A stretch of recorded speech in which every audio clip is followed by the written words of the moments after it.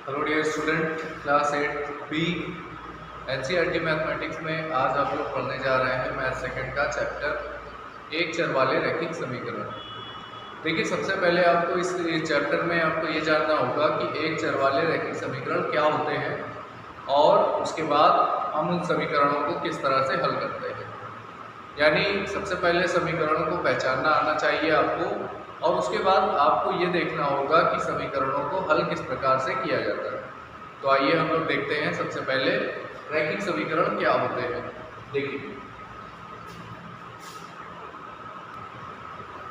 देखिए रैखिक समीकरण की जो यहाँ पर आपको परिभाषा समझनी है वो ये है, ऐसा समीकरण जिसमें चर राशि की घात सदैव एक होती है।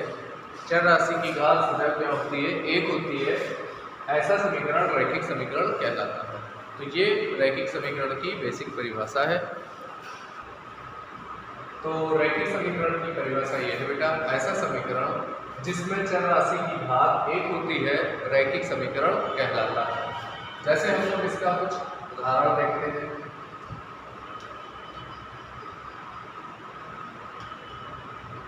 उदाहरण के तौर पर जैसे हमारे पास लिखा है 4x + 3 = 0। देखिए यहाँ चर राशि x है और चर राशि की घात जो यहाँ पर है वो यहाँ पर 1 है। तो ये एक रैखिक समीकरण का उदाहरण है। ये हमारा पहला उदाहरण है। इसी तरह से आप ये भी देख सकते हैं 7x/5 + 4 = 1। देखिए यहाँ पर भी चर राशि x है और उसकी घात पर क्या है?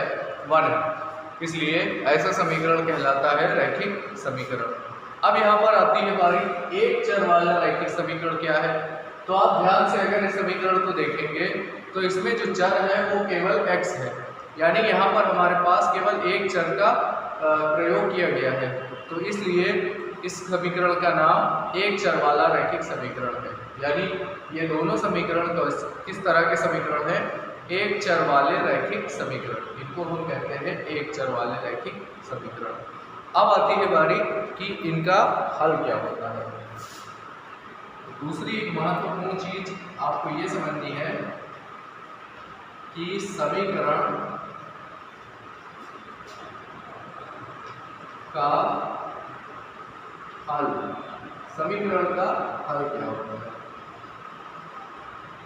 देखिए जब आप किसी भी समीकरण को हल करके वहां से आप x का मान निकालते हैं तो उस x के मान को समीकरण का हल कहते हैं। यानी अगर आप समीकरण को सॉल्व करते हैं और सॉल्व करने के बाद आप x का मान निकाल लेते हैं, यानी चर राशि का मान निकाल लेते हैं, तो उस चर राशि के मान को समीकरण का हल कहा जाता है। जैसे अगर आप इस समीकरण को हल करते हैं तो आपको यहाँ से x का मान मिल जाता है और x का मान जो भी आपको मिल जाएगा उसे हम समीकरण का हल कहते हैं। अब आप लोगों को इससे संबंधित कुछ प्रश्न देखने होंगे। तो आइए बेटा हम लोग प्रश्न देखें। देखिए अभ्यास 2.1 में सबसे पहला आपको प्रश्न हम बताने जा रहे हैं, जिसमें लिखा हुआ है निम्नलिखित समीकरण को हल कीजिए। देखिए हल करने का मतलब होता है समीकरण में चर राशि का मान निकालना। तो हमारे पास पहला प्रश्न दिया गया है x - 2 = 7। आपको इसको हल करना होगा। तो आप लोग देखिए इसको कैसे हल करेंगे। सबसे पहले आप इसका हल लिखेंगे और प्रश्न लिखेंगे x - 2 = 7। देखिए समीकरण को हल करने का जो नियम होता है वो नियम ये होता है कि आपको चर राशि को बराबर के एक तरफ रखना होता है और जो संख्या होती है यानी जो अचर संख्या होती है उसको आपको बराबर के दूसरी तरफ पक्षांतर करना होता है। तो हल करने का सबसे पहला नियम ये है कि आपको चर राशि को बराबर के एक तरफ करना है और आपको अचर यानी संख्याओं को बराबर के दूसरी तरफ करना होगा।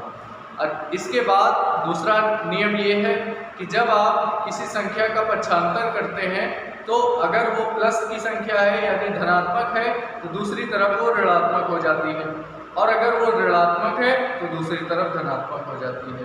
तो यहाँ पर हमें सबसे पहले इन नियम को ध्यान में रखना होगा। तो आइए हम लोग इसको सॉल्व करें। देखिए यहाँ पर चर राशि x है और संख्या 2 और 7 है, तो आपको x को इधर ही रखना होगा और आपको 2 का 7 की तरफ पक्षांतर करना होगा। 7 ऐसे ही लिखेंगे आप। जब आप 2 को पक्षांतर कर देंगे तो 2 का चिन्ह माइनस से बदलकर प्लस हो जाएगा, और अब आप इसको जोड़ देंगे तो यहाँ से आपको मिलेगा 9, अर्थात x का मान आ गया 9। और जब x का मान 9 आ गया तो आपको हमने बताया था x के मान को ही समीकरण का हल कहते हैं, यानी हमारा आंसर भी यही होगा, x बराबर 9 होगा। तो ये होता है पक्षांतर में प्लस और माइनस वाले नियम। अब आप लोग इसी तरह से अगला प्रश्न देखिएगा, प्रश्न नंबर 4। देखिए अगला प्रश्न हमारे पास है 3/7 प्लस x बराबर 17/7। तो आप इसको कैसे हल करेंगे? देखिए अभी आपको हमने नियम बताया था कि सबसे पहले आप 3/7 प्लस x बराबर 17/7 लिखेंगे। इसके बाद आपको चर राशि x को इधर रखना होगा और ये जो संख्या 3/7 है इसको उधर पक्षांतर करना होगा, यानी 17/7 की तरफ। तो आप इसको कैसे लिखेंगे? x बराबर यहाँ से आएगा 17/7 और ये उधर आप पक्षांतर कर देना तो यहाँ से आपको मिल जाएगा 3/7। संख्या को आपको एक तरफ करना है और अचर को आपको एक तरफ। अब आप इसको अगर ध्यान से देखते हैं तो आपके पास 7 यहाँ से कॉमन आ जाएगा, और अब आप देखिए दोनों का एलसीएम 7 हो जाएगा। तो अब आप इसको भाग करेंगे, 7 से 7 का भाग होता है 1, और जब आप 17 में गुणा करते हैं तो 17 जब ये बराबर होता है तो ऊपर लिख देते हैं 17 - 3, और अब आप इसको जब घटाएंगे तो ये आपको मिल जाएगा 14 और बटे में 7, और 14 और 7 में जब आप भाग करेंगे तब आपको x का मान मिल जाएगा 2।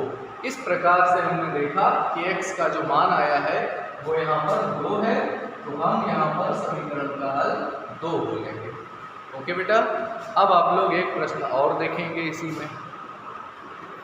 देखिए बेटा यहाँ पर आपको प्रश्न दिया गया है 6x बराबर 12। अब आपको इसको भी हल करना है, तो इसको कैसे हल करेंगे आप लोग यहाँ से देखिए। 6x बराबर 12 है। इस बार ये जो 6 यहाँ पर दिया है ये x के गुणे में दिया गया है, तो जब आप यहाँ पर गुणे में कोई संख्या होती है तो उसका पक्षांतर करने पर उसे हम भाग में लिखते हैं, यानी जब आप 6 का दूसरी ओर पक्षांतर करेंगे तो आपको उसको भाग में लिखना होगा। और इसी तरह से अगर कोई संख्या भाग में होती है तब हम उसका पक्षांतर करते हैं तो वो संख्या गुणे में आ जाती है। तो इस तरह से हम देख सकते हैं कि यहाँ पर 6 को जब हम पक्षांतर करेंगे तो यहाँ पर 6 क्या होगा? भाग में आ जाएगा। इसका मतलब ये हुआ कि x बराबर 12 और यहाँ पर 6 से भाग हो जाएगा तो ये 6 बटे में आ जाएगा। अब आप जब इसका भाग करेंगे तो आपको यहाँ से उत्तर मिलेगा 2, 6 गुना 12। यही समीकरण का हल होगा। अब आप 1 से 5 तक के प्रश्न देख चुके हैं, अब आप इसके आगे के प्रश्न देखेंगे। देखिए स्टूडेंट, अब आपके पास प्रश्न नंबर 7, 8 और 10 आपको यहाँ पर दिया जा रहा है, और आपको इसको किस तरह से हल करना है आप लोग ध्यान से समझिए इसको। देखिए यहाँ पर हमारे पास दिया गया है 2x/3 बराबर 18। आप इसको हल करेंगे जब, तो आपको सबसे पहले क्या करना होगा? 2x/3 बराबर 18, ये आपको यहाँ से दिया गया है। तो इसमें बेटा सबसे पहले आप इसके नीचे 1 मान लेंगे और आप इसका क्रॉस मल्टीप्लाई करेंगे। क्रॉस मल्टीप्लाई का मतलब होता है तिर्यक गुणा करना, यानी 1 का गुणा आपको 2x में करना होगा और 3 का गुणा आपको 18 में करना होगा। इस प्रक्रिया को कहते हैं क्रॉस मल्टीप्लाई यानी वज्र गुणन। तो आप इसको तिर्यक गुणन कहते हैं हिंदी में इसको। अब आप इसका गुणा करेंगे जब, तो 1 का गुणा 2x में कर देंगे आप, तो यहाँ से आपको 2x मिल जाएगा, और 18 और 3 का गुणा करेंगे तो आपको 18 और 3 का गुणा 14 मिल जाएगा। अब आप ध्यान से देखिए, जो संख्या गुणे में होती है उसे आपको भाग में लाना है, अर्थात x बराबर 54/2 हो जाएगा। जब आप इसको भाग करेंगे तो 2 दूना 4 और 2 सत्ते 14, यानी आप देख सकते हैं x का मान आपको मिल जाएगा 27 और यही समीकरण का हल होता है। इसी तरह से अब आप प्रश्न नंबर 8 पर आ जाइए। इसमें आपको दिया है 1.6 बराबर y/1.5। इसमें भी आपको वही प्रक्रिया करनी है।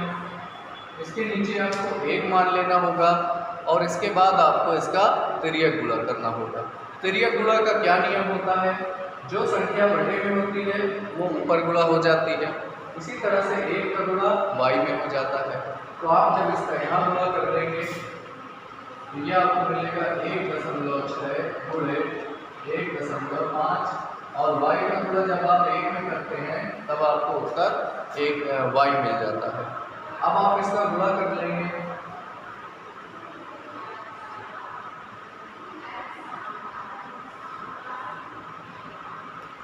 देखिए 240 आएगा गुणे पर और जब आप इसमें 2 संख्या के बाद दशमलव लगाएंगे ये 2.4 हो जाएगा। इसका मतलब इसको आप केवल 2.4 लिख देंगे और यही मान किसके बराबर हो जाएगा? y के। तो यही समीकरण का क्या होगा? हल होगा। अब आप देखिए यहाँ पर भी आपको एक प्रश्न दिया गया है। इसमें आप सबसे पहले 8 और 3 को पक्षांतर करके एक तरफ ले जाएंगे और फिर उसके बाद आप इसमें से y का मान निकालेंगे। तो आप सभी को इस एक्सरसाइज के प्रश्नों को ट्राई करना होगा और उसके बाद आप इसको करके कंप्लीट होमवर्क ग्रुप में भेजिए। अब आप लोग बेटा अगले एक्सरसाइज से संबंधित जानकारी देखेंगे। देखिए स्टूडेंट, अब आपको जो प्रश्न पढ़ना है यहाँ पर, इन प्रश्नों को कहा जाता है इबारती प्रश्न या शब्दों पर आधारित प्रश्न। यानी ऐसे प्रश्न अब आपको जो यहाँ पर पढ़ने हैं, इसमें आपको सबसे पहले यहाँ पर समीकरण खुद स्वयं बनाने होंगे और जब आप समीकरण बना लेंगे तो उसके बाद आपको फिर उन समीकरणों का हल निकालना होगा। तो यहाँ पर आपको अब जो प्रश्न दिए जा रहे हैं उसमें सबसे पहले आपको समीकरण बनाना होगा और उसके बाद फिर आपको उन समीकरणों को हल करना होगा। तो आइए बेटा हम लोग देखें।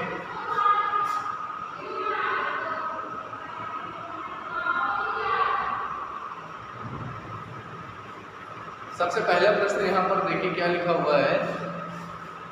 अगर आपको किसी संख्या से 1/2 घटाने और परिणाम को 1/2 से गुणा करने पर 1/8 प्राप्त होता है तो वह संख्या क्या होगी?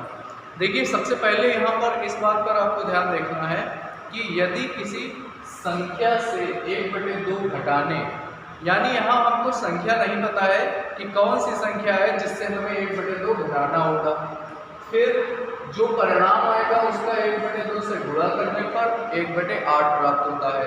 यहाँ पर सारा पूरा प्रश्न केवल इस चीज़ पर निर्भर करता है कि किसी संख्या और वह संख्या हमें मालूम नहीं है कि कौन सी संख्या है।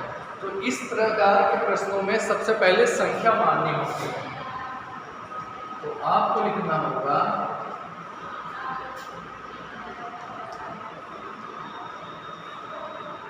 माना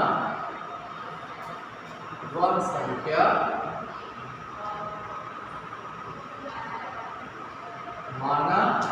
संख्या x है। यानी यहाँ पर जिस संख्या की बात हो रही है, जिस संख्या से घटाया जाएगा 1/2 को, हमने मान लिया है वह संख्या x है। अब आपको क्या करना होगा,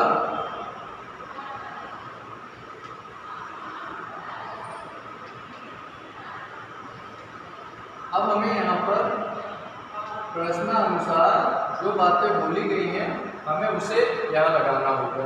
सबसे पहले बोला गया है किसी संख्या से 1/2 घटाने पर, तो हमने माना है कि वो संख्या x है, तो आप x में 1/2 को क्या कर देंगे, घटा देंगे।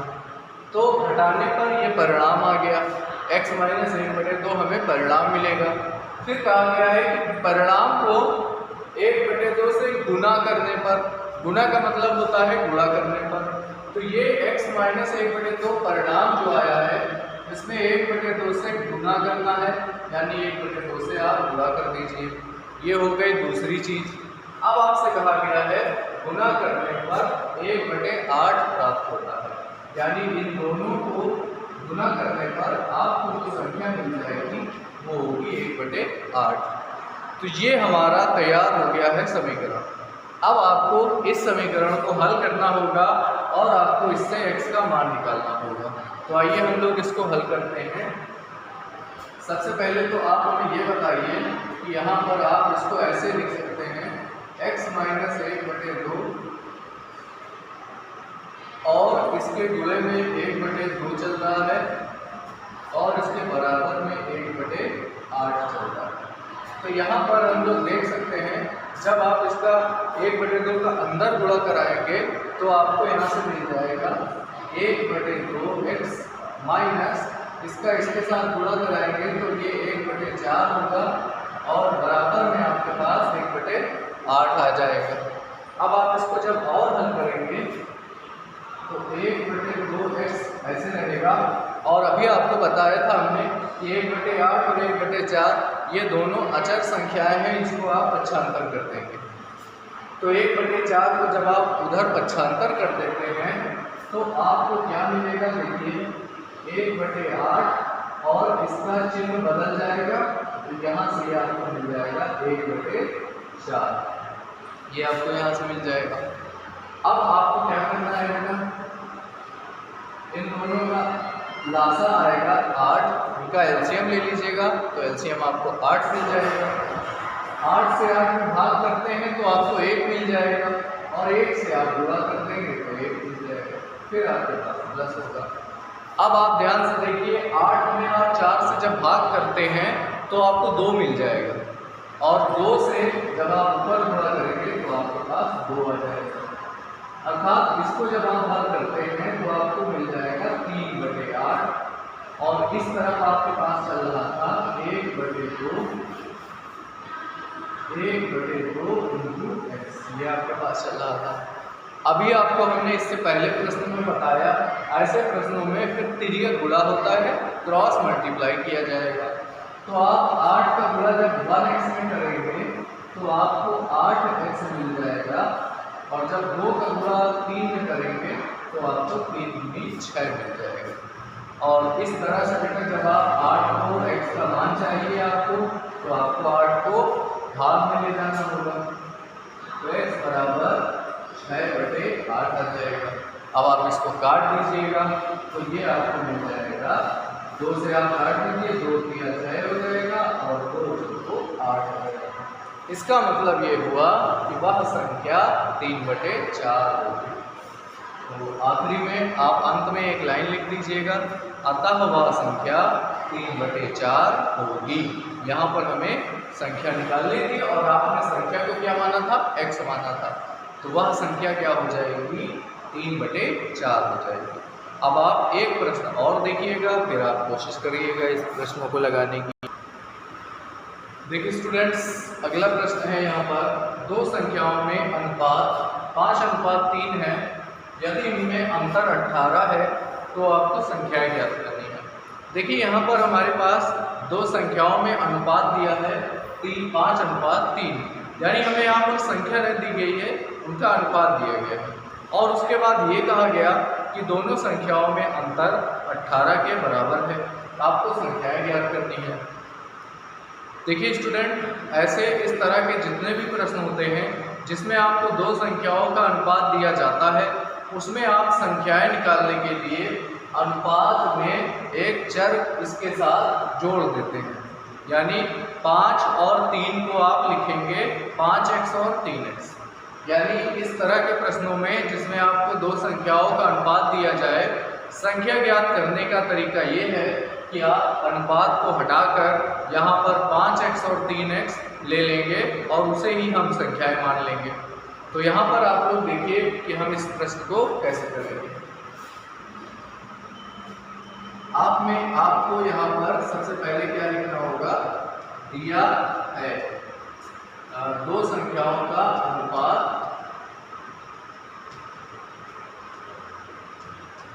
आपको यहाँ पर सवाल में दिया गया है दो संख्याओं का अनुपात और किसके बराबर है ये 5:3 के बराबर है। अब आपको यहाँ पर ये करना होगा कि आपको लिखना होगा माना संख्याएं 5x तथा 3x। माना संख्याएं क्या है 5x तथा 3x है। माना दो संख्याएं क्या है 5x और 3x है। अब आप ध्यान से देखिए, यहाँ आपसे कहा गया था प्रश्नानुसार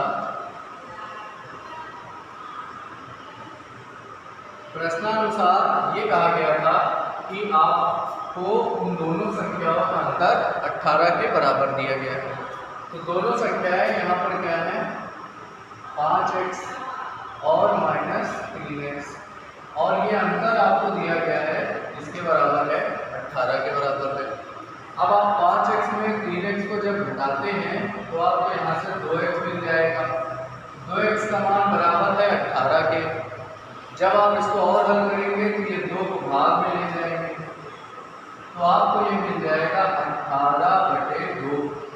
और जब आप इसको और हल करते हैं तो आपको x का मान क्या मिल जाएगा 9 मिल जाएगा। लेकिन आपको इस बार ध्यान रखना होगा कि आपका जो x का मान आया है वो आंसर नहीं है, क्योंकि आप लोगों ने संख्याओं को माना है 5x और 3x। तो हमारे पास x का जो आंसर आया है वो संख्या नहीं है। अब आपको संख्याएं लिखनी होगी, अतः दो संख्याएं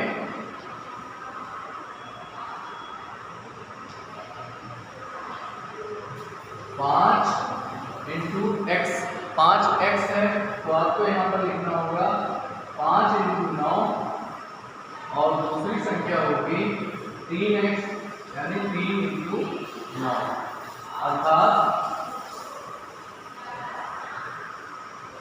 संख्याएं होंगी 45 तथा 27। 45 और 27। अगर आप इन संख्याओं का अंतर निकालेंगे तो आपके पास अंतर 18 होगा। तो 45 और 27 यहाँ क्या है संख्याएं होंगी। तो सभी विद्यार्थी अभ्यास 2.2 को 1 से 5 तक प्रश्न करेंगे और पहली अभ्यास को पूरा कंप्लीट करेंगे। Thank you dear student.